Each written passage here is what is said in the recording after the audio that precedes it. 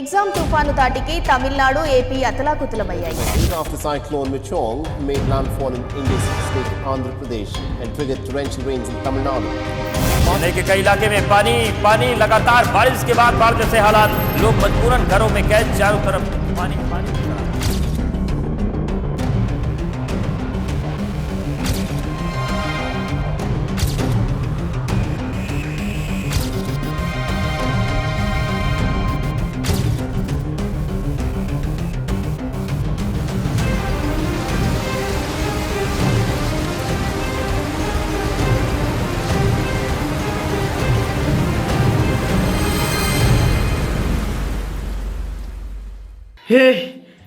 हे प्रभु हे हरि राम कृष्ण जगन्नाथ प्रेमानंद ये क्या हुआ? ఇన్ని రోజులు రీల్స్ లో ఈ ఆడియో విని తెగ నవ్వుకొని ఉంటారు పాపం మీరేమో. కానీ చెన్నైలో ఎవరైతే ఈ ఆడియోని విని లేదా వీడియోని చూసి నవ్వుకొని ఉంటారో ఇప్పుడు దాన్ని గుర్తు చేసుకొని తల కొట్టుకుంటున్నారు. ఎందుకంటే సైక్లోన్ మిచాంగ్ దెబ్బకి చెన్నై మొత్తం ఆ వీడియోలో ఇల్లు మునిగిపోయినట్లు మునిగిపోయింది.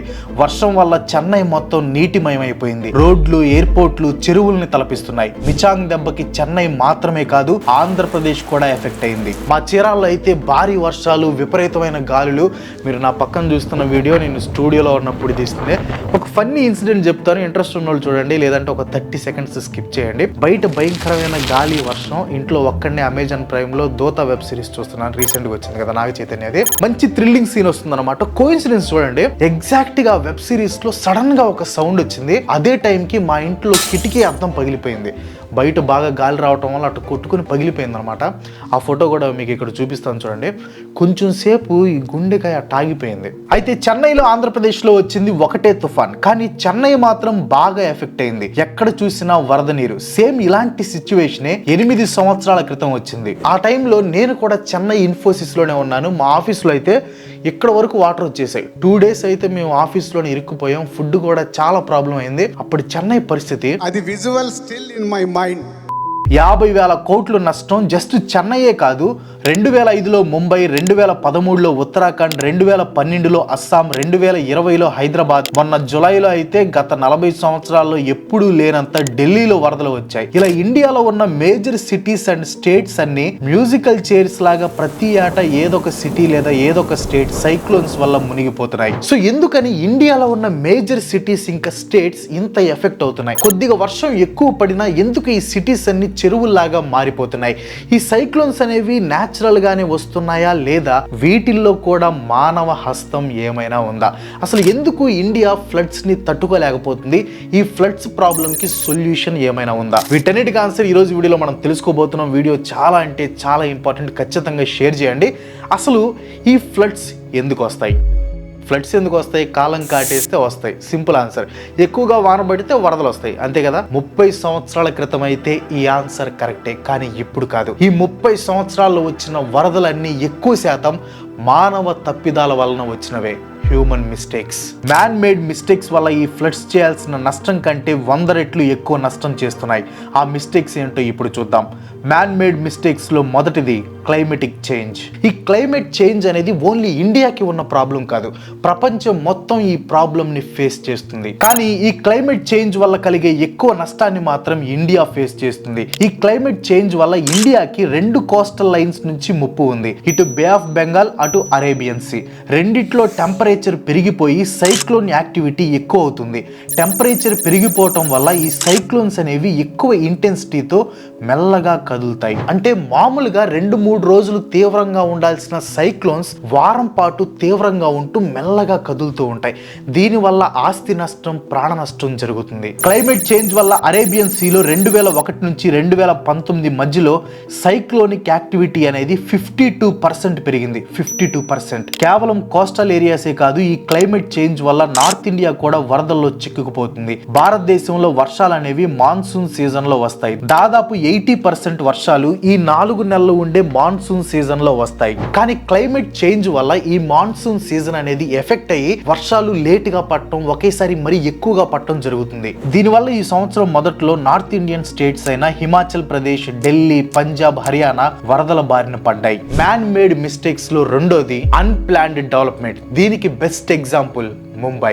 ఇండియాలో most developed city plus financial capital of ఇండియాగా పిలువబడే ముంబై ప్రతి సంవత్సరం వరదల్లో మునిగిపోతుంది. దీనికి ఇక్కడ వచ్చిన అన్ప్లాన్డ్ డెవలప్మెంటే కారణం. దాదాపు 300 ఏళ్ల క్రితం 7 చిన్న చిన్న ఐలాండ్స్ ని కలుపుకొని ముంబై ఏర్పడింది. ఈస్ట్ ఇండియా కంపెనీ రాకతో మొదలైన ఇక్కడ డెవలప్మెంట్ ప్రతి సంవత్సరం 3 లక్షల కోట్ల రూపాయల బిజినెస్ చేసేదాకా పెరిగింది. ఇక్కడ ఇన్ఫ్రాస్ట్రక్చర్ పూర్తిగా మారిపోయింది. ఇక్కడ డ్రైనేజ్ సిస్టమ్ నెట్వర్క్ ని తీసుకుంటే 2000 కిలోమీటర్స్ వరకు ఓపెన్ డ్రైన్స్, 440 కిలోమీటర్స్ వరకు క్లోజ్డ్ డ్రైన్స్ ఉంటాయి. 186 అవుట్ ఫాల్స్ అరేబియన్ సీలోకి కనెక్ట్ అయి ఉంటాయి. అంటే ఈ 186 ఓపెనింగ్స్ నుంచి వాటర్ అనేది అరేబియన్ సీలో కలిసిపోతుంది. బేసిక్ గా ముంబై 3 వైపులా వాటర్ తో ఉంటుంది. ఇక్కడ ఎంత వర్షం పడినా కానీ ఆ నీరంతా సముద్రంలో కలిసిపోవాలి. కానీ ఇలా జరగట్లేదు. దీనికి కారణం ఇక్కడ వచ్చిన అన్ప్లాన్డ్ ఓవర్ డెవలప్మెంట్ వల్ల ఇక్కడ జనాభా పెరిగింది. ప్రెసెంట్ ముంబైలో హైయెస్ట్ పాపులేషన్ డెన్సిటీ ఉంది. ఇంత జనాభాకి సరిపడా ఇల్లు కట్టడం కోసం ఇక్కడ ఉన్న చెట్లని నరికేశారు, చిత్తడి నేలలు పూడ్చివేశారు. ఇలా న్యాచురల్ గా నీరు అబ్జర్వ్ చేసుకునే దారులన్నీ మూసుకుపోవడంతో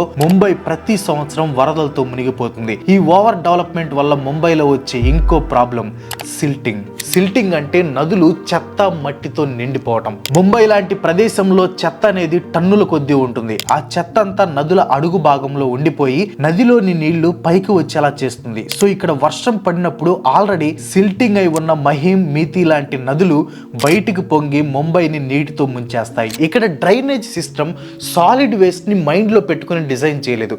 జస్ట్ వేస్ట్ వాటర్ ఫ్లో అయ్యి ఆ వాటర్ అంతా అవుట్ ఫాల్స్ నుంచి సముద్రంలో కలిసేలాగా డిజైన్ చేశారు. కానీ ఇక్కడ వేస్ట్ ప్లాస్టిక్ అంతా ఈ డ్రైనేజ్ సిస్టమ్ లో ఉండిపోయి వర్షాలు పడే టైంలో వాటర్ ఫ్లోకి అడ్డం పడి వేస్ట్ వాటర్ సముద్రంలో కలవకుండా చేస్తుంది. అంతేకాదు ముంబై డ్రైనేజ్ సిస్టమ్ ని 1860లో డిజైన్ చేశారు. ఆ టైంలో అవుట్ ఫాల్స్ నుంచి వాటర్ అరేబియన్ సీలో కలిసేలాగా డిజైన్ చేశారు. కానీ వాళ్ళు పట్టించుకునే విషయం ఏంటంటే సీ లెవెల్ రైజ్ అవటం వల్ల నీళ్లు సముద్రంలోకి వెళ్లాల్సింది పోయి ఈ అవుట్ ఫాల్స్ నుంచి సీ వాటర్ లోపలికి వచ్చేస్తుంది. ముంబైలో ఈ ఓవర్ డెవలప్మెంట్ ప్రతి ఏటా కోట్ల రూపాయలతో పాటు ప్రాణ నష్టం కూడా కలిగిస్తుంది. Mumbai drainage system 25 mm rain per hour ని హ్యాండిల్ చేస్తుంది. అలాంటిది 2017లో 35 mm రైన్ పర్ అవర్, అది కూడా 12 గంటల పాటు పడింది. ఇంకా 2005లో 24 గంటల పాటు పడిన 94 mm వర్షం 550 కోట్ల నష్టంతో పాటు 1000 మంది ప్రాణాలని బలి తీసుకుంది. 2005లో వచ్చిన వరదల తర్వాత BMC Brihan Mumbai municipal corporation 8 pumping stations ని ప్రపోజ్ చేసింది. దీంట్లో 5 పూర్తయ్యాయి. ప్రతి సంవత్సరం వరదలు వచ్చినప్పుడు బిఎంసి 300 వరకు మోటార్ పంప్స్ ని రెంట్ కి తీసుకుంటుంది. ఈ 300 మోటార్ పంప్స్ సంఖ్య ప్రతి సంవత్సరం పెరుగుతూనే ఉంటుంది. లాస్ట్ 10 సంవత్సరాల్లో బిఎంసి 400 కోట్లు ఈ వాటర్ పంపింగ్ మీదనే ఖర్చు చేసింది. మ్యాన్ మేడ్ మిస్టేక్స్ లో next the encroachment in riparian zone అంటే నది తీర ప్రాంతాల్లో ఆక్రమణ. దీనికి బెస్ట్ ఎగ్జాంపుల్ చెన్నై. డిసెంబర్ 2015 చెన్నైలో వచ్చిన ఫ్లడ్స్ లో లక్షల సంఖ్యలో ఇళ్లు మునిగిపోతే 20 మంది దాకా ప్రాణాలు కోల్పోయారు. డిసెంబర్ 2023 సైక్లోన్ మిచాంగ్ దెబ్బకి ప్రస్తుతానికి 6 మంది చనిపోయారు. ఆస్తి నష్టం ఎంత అయిందో తెలియడానికి ఇంకా చాలా సమయం పడుతుంది. 2015లో వచ్చిన ఫ్లడ్స్ సివియర్ అనుకున్నారు, కానీ 2023లో మళ్లీ వచ్చాయి. ఇక ముందు కూడా వచ్చే ఛాన్సెస్ ఉన్నాయి. చెన్నైలో వరదలు అనేవి పునరావృతం అయ్యే పీడకల లాంటివి. దీనికి కారణాలు చెప్తాను చూడండి. ముందు చెన్నై జాగ్రఫీ మనం చూస్తే సిటీ అనేది సీ లెవెల్ కి ఫ్లాట్ గా ఉంటుంది. సో రెయిన్ వాటర్ ని సీలోకి పంపటం కాస్త కష్టమైన పని. కానీ చెన్నైలో ఉన్న rivers like Cooum, Adyar, Kosasthalaiyar natural drains లాగా పనిచేస్తూ రెయిన్ వాటర్ ఫ్లో ని తగ్గిస్తాయి. చెన్నైలోని పల్లికార్నై మార్ష్ లాంటి వెట్ ల్యాండ్స్ నేచురల్ స్పాంజ్ లాగా పనిచేసి ఈ రెయిన్ వాటర్ ని అబ్జర్వ్ చేసుకుంటుంది. కానీ చెన్నైలో పెరుగుతున్న అర్బనైజేషన్, ఇక్కడ పెరుగుతున్న ఆక్రమణ ఈ నేచురల్ వాటర్ అబ్జార్బర్స్ ని రోజు రోజుకి చంపేస్తుంది. పల్లికార్నై మార్ష్ ల్యాండ్ ని ఎగ్జాంపుల్ గా తీసుకోండి. ఒకప్పుడు ఈ వెట్ ల్యాండ్ 5500 హెక్టార్స్ ఉండేది. ఇప్పుడు కేవలం 600 హెక్టార్స్ మాత్రమే ఉంది. సో వరదల టైంలో హెల్ప్ చేయాల్సిన ఈ వెట్ ల్యాండ్స్ 10వ వంతుకి కుదించుకుపోయాయి. వర్షపు నీరుని అబ్జర్వ్ చేసుకుని వరదలు రాకుండా చూసుకోవాల్సిన ఈ పల్లికార్నై మార్ష్ ఈ రోజున రెసిడెన్షియల్ బిల్డింగ్స్ గా, ఐటీ పార్క్ గా, డంపింగ్ యార్డ్ గా మారిపోయింది. ఎస్, మీరు విన్నది కరెక్టే, డంపింగ్ యార్డ్. అది కూడా ఒకటి కాదు, 2 డంపింగ్ యార్డ్స్. అంతేకాదు ఈ పల్లికార్నై మార్ష్ లో central government buildings like MRTS, SECS, NIOT, the centre for wind energy కూడా ఉన్నాయి. అంటే స్టేట్ ఇంకా సెంట్రల్ గవర్నమెంట్సే ఈ ఆక్రమణకి పాల్పడుతున్నాయి. జస్ట్ పల్లికార్నాయ్ మార్ష్ మాత్రమే కాదు, ఇన్నోర్లో ఉన్న వెట్లాండ్స్ కూడా ఈ ఆక్రమణకి బలైపోయాయి. 2015లో వచ్చిన వరదల తర్వాత దాదాపు 650 ఎకరాలకు పైగా వెట్లాండ్స్ ని పబ్లిక్ సెక్టార్స్ అయిన కామరాజ్ పోర్ట్, భారత్ పెట్రోలియం అక్రమంగా సొంతం చేసుకున్నాయని యాక్టివిస్టులు ఆరోపిస్తున్నారు. ఆఖరికి తమిళనాడు గవర్నమెంట్ కి చెందిన తమిళనాడు ట్రాన్స్మిషన్ కార్పొరేషన్ కూడా 40 ఎకరాల వెట్లాండ్ ని ఆక్రమించి వాడుకుంటుంది. వెట్లాండ్స్ పరిస్థితి ఇదైతే చెన్నై నదుల పరిస్థితి ఇంకా దారుణంగా ఉంది. 2007లో పూర్తిగా వాటర్ బాడీగా ఉన్న అడియార్ రివర్ 2020లో కమర్షియల్ రెసిడెన్షియల్ ఏరియాగా మారిపోయింది. 1980s లో చెన్నైలో దాదాపు 600కి పైగా వాటర్ బాడీస్ ఉండేవి. కానీ వీటిల్లో చాలా వరకు లేక్స్ ఇంకా రివర్స్ ఈ రోజున ఫేమస్ రోడ్స్ అయిపోయాయి. ఎగ్జాంపుల్ గా తీసుకుంటే లేక్ వ్యూ రోడ్ ఇంకా వేలచెరి, ఇవి ఒకప్పుడు ఫేమస్ లేక్స్, కానీ ఇప్పుడు ఏదో ఉన్నాయన్నట్టు ఉన్నాయి. సో బేసిక్ గా చెన్నై ఇలా ఫ్లడ్స్ తో మునిగిపోవడానికి కారణం ఇక్కడ జరుగుతున్న నీటి వనరుల ఆక్రమణ. ఫ్లడ్స్ రావడానికి ఇంకో మెయిన్ కారణం poor drainage infrastructure. For example Hyderabad ని తీసుకోండి, ఇక్కడ ఉన్న సీవేజ్ డ్రైనేజ్ సిస్టమ్ చాలా వరకు వరదలకు కారణమవుతుంది. 100 ఏళ్ల నాటి డ్రైనేజ్ సిస్టమ్, డికేడ్స్ క్రితం వేసిన నాళాలు plus storage drain water network 2020లో వచ్చిన ఫ్లడ్స్ కి కారణమయ్యాయి. గత 5 సంవత్సరాల్లో గ్రేటర్ హైదరాబాద్ మున్సిపల్ కార్పొరేషన్ పరిధిలో దాదాపు 1000 కోట్లు గవర్నమెంట్ ప్రాపర్టీ, 5000 కోట్లు ప్రైవేట్ ప్రాపర్టీ ఈ వరదల వల్ల నష్టమయ్యాయి. హైదరాబాద్ లో స్టామ్ వాటర్ డ్రైన్స్ కి కానీ సివరేజ్ నెట్వర్క్ ఇంప్రూవ్మెంట్స్ కి కానీ సరైన ప్లాన్ లేదు. మామూలుగా అయితే రోడ్ లెంగ్త్ కి డబుల్ లెంగ్త్ లో స్టామ్ వాటర్ డ్రైన్స్ ఉండాలి, కానీ ఇక్కడ 9000 కిలోమీటర్స్ రోడ్స్ ఉంటే కేవలం 1000 కిలోమీటర్స్ మాత్రమే స్టార్మ్ వాటర్ డ్రైన్స్ ఉన్నాయి. 2020 ఫ్లడ్స్ తర్వాత 858 కోట్లతో 1295 కిలోమీటర్ల స్టార్మ్ వాటర్ డ్రైన్స్ ని GHMC ప్లాన్ చేసింది. ఇది ఎగ్జాక్ట్ గా హైదరాబాద్ మొత్తాన్ని కవర్ చేయకపోయినా 2020 ఫ్లడ్స్ లో ఎఫెక్ట్ అయిన ఏరియాస్ ని కవర్ చేసేలాగా ఈ స్టార్మ్ వాటర్ డ్రైన్స్ ని ప్లాన్ చేశారు. ఇవే కాదు, ఇంకా చాలా మ్యాన్ మేడ్ మిస్టేక్స్ వల్ల వరదలు వస్తున్నాయి. అవసరం లేని ప్లేసెస్ లో రిజర్వాయర్స్, పవర్ ప్రాజెక్ట్స్ కట్టడం, రివర్స్ ని చెత్తతో శిథిలాలతో నింపేయటం, డిఫారెస్టేషన్, ఇలా మనుషులు చేసే పనులు వరదలకి కారణమవుతున్నాయి. పోనీ ఒకసారి వచ్చిన వరదల నుంచి ఏమైనా నేర్చుకున్నారంటే అది లేదు. హిమాచల్ ప్రదేశ్ ని తీసుకోండి, ఇక్కడ వరదలు వస్తే ఖచ్చితంగా ప్రాణ నష్టం ఉంటుంది. ఈ సంవత్సరం వచ్చిన వరదల్లో 12,000 కోట్లు నష్టం వచ్చింది. అయినా సరే ఇంకా డేంజరస్ ఏరియాలోనే ఇల్లు కట్టుకుంటున్నారు. సాయిల్ టెస్టింగ్ చేయకుండా రివర్స్ కి దగ్గరలో ఇల్లు కట్టుకుంటున్నారు. వరదలు వచ్చే ఛాన్స్ ఉందని తెలిసినా కూడా గవర్నమెంట్ ఆ ప్లేసెస్ ని కరెక్ట్ టైం కి ఖాళీ చేయించదు. మరి వీటికి సొల్యూషన్ ఏంటి? చేసిన మిస్టేక్స్ ని సరిదిద్దుకునే ఛాన్స్ ఉందా? ఉంది. ఇప్పుడు క్లైమేట్ చేంజ్ ని కంట్రోల్ చేయాలంటే చాలా పెద్ద పని. గ్రీన్ హౌస్ గ్యాసెస్ ని కంట్రోల్ చేయాలి, ఫాజిల్ ఫ్యూయల్స్ ని ఎక్కువగా వాడకూడదు. సో ప్రాక్టికల్ గా ఇప్పటికిప్పుడు క్లైమేట్ చేంజ్ కంట్రోల్ అంటే చాలా కష్టం, కానీ మిగతా సొల్యూషన్స్ తో ఈ ఫ్లడ్స్ ని చాలా వరకు మనం కంట్రోల్ చేయొచ్చు.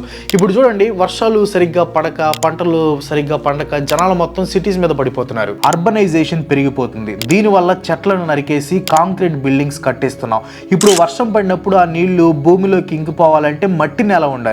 మట్టికి బదులు కాంక్రీట్ ఉంటే ఆ నీళ్లు ఎటుపోతాయి? నేను స్టార్టింగ్ లో కూడా చెప్పాను, చెన్నై ఇంకా ఆంధ్రప్రదేశ్ లో సైక్లోన్ మిచాంగ్ ఎఫెక్ట్ చూపించింది. కానీ చెన్నైతో కంపేర్ చేస్తే ఆంధ్రప్రదేశ్ లో ఫ్లడ్డింగ్ అనేది కాస్త తక్కువగా ఉంది. ఎందుకంటే చెన్నైతో పోలిస్తే ఇక్కడ మట్టి నేల ఎక్కువ, కాంక్రీట్ తక్కువ. అందుకే పంట పొలాలని కాపాడుకుంటూ అర్బనైజేషన్ ని కాస్త తగ్గిస్తే ఫ్లడ్స్ ని చాలా వరకు కంట్రోల్ చేయొచ్చు. నెక్స్ట్ వచ్చేసి డిఫారెస్టేషన్ కంట్రోల్. చెట్లని మనం కాపాడుకుంటే తిరిగి అవి మనల్ని కాపాడతాయి. చెట్లు వాటికి ఉండే రూట్ నెట్వర్క్ తో రెయిన్ వాటర్ ని అబ్జర్వ్ చేసుకుని ఆ నీరుని వేరే చెట్లకు కూడా అందిస్తాయి. అంతేకాదు చెట్లు పొల్యూటెడ్ వాటర్ ని కూడా అబ్జర్వ్ చేసుకుంటాయి. ఇన్ని లాభాలు ఉన్నాయని తెలిసినా కూడా ఈ చెట్లని కొట్టేసి వాటి ప్లేస్ లో కాంక్రీట్ ని నింపేస్తున్నాం.